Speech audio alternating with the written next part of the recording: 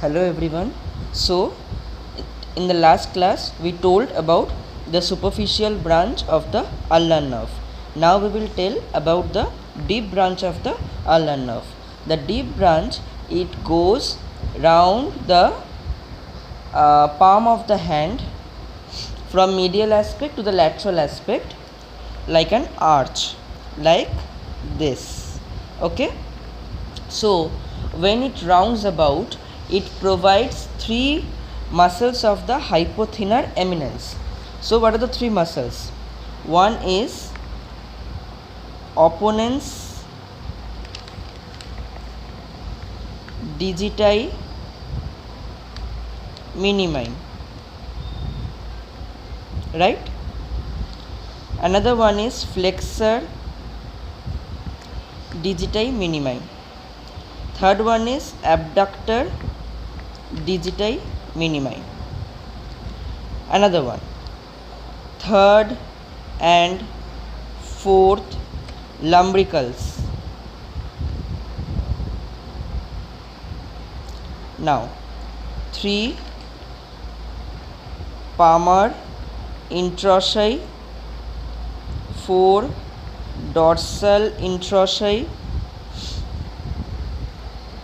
and adductor pollicis, and the last one flexor pollicis brevis. So the deep branch of the ulnar nerve, it supplies a number of structures.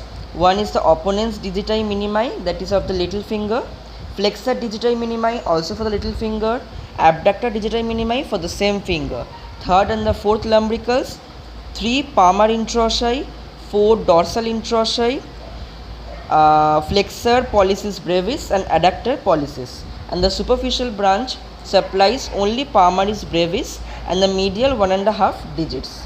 So this was the full course of the ulnar nerve, from axilla to arm to forearm, flexor retinaculum, and the superficial and the deep branches. Now let us proceed to the clinical anatomy. Now in the clinical anatomy, the two are the most important. Number one is partial claw hand.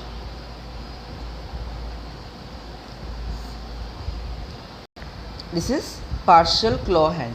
Now, how come the partial claw hand is formed?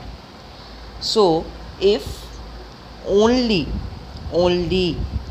ulnar nerve is injured, what can be the reasons? Wrist joint fracture, injury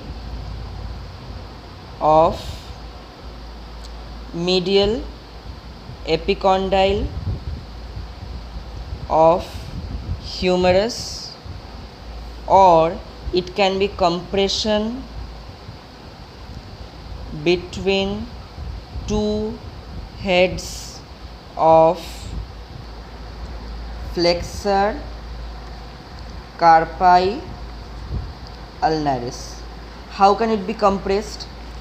In the previous diagram I showed you the ulnar nerve, when it enters the forearm, it passes in between the two heads of flexor carpi ulnaris. So when it will be passing, if the muscles get compressed due to some reasons, some external factors or some internal factors, the ulnar nerve passing in between will be compressed, and it can cause an injury in the ulnar nerve, producing or forming or showing partial claw hand.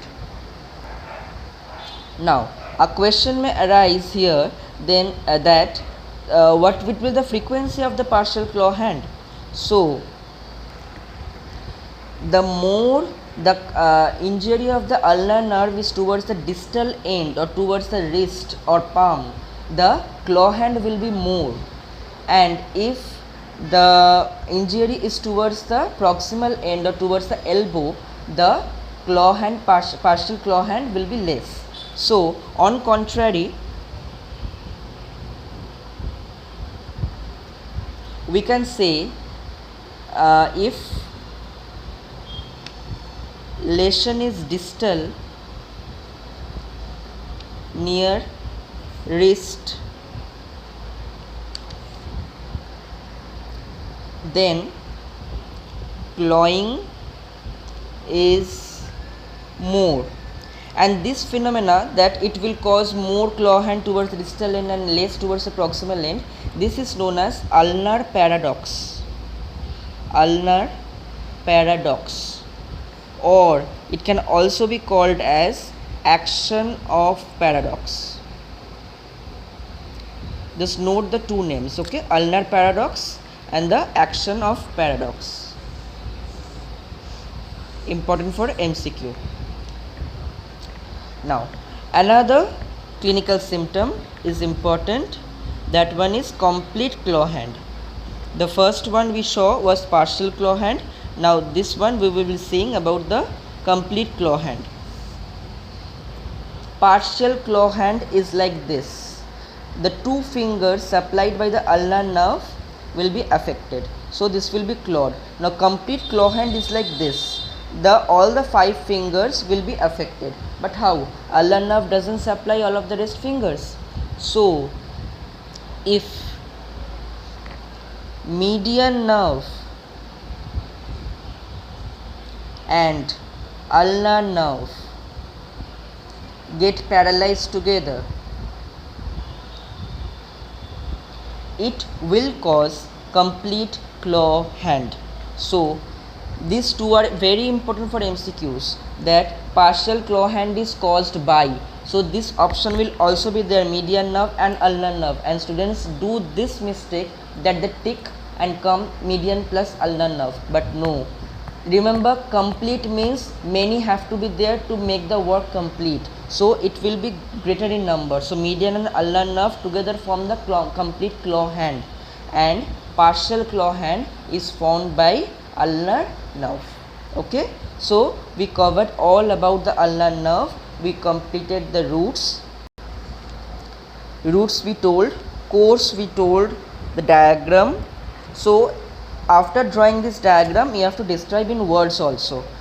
Whatever diagram you drew, you have to describe it in words. Like in the axilla, it lies between the axillary artery and the axillary vein. In the arm, it lies medial to the brachial artery and it hooks behind the medial epicondyle of the humerus, this funny matter. In the forearm, it passes between the two heads of the flexor carpi ulnaris, and it gives the medial branch to the flexor digitorum profundus, lies medial to the ulnar artery, gives superficial and deep branches, etc. And the clinical, the partial claw hand and the complete claw hand matter. Okay, so this full you have to explain in the ulnar nerve. Okay, thank you.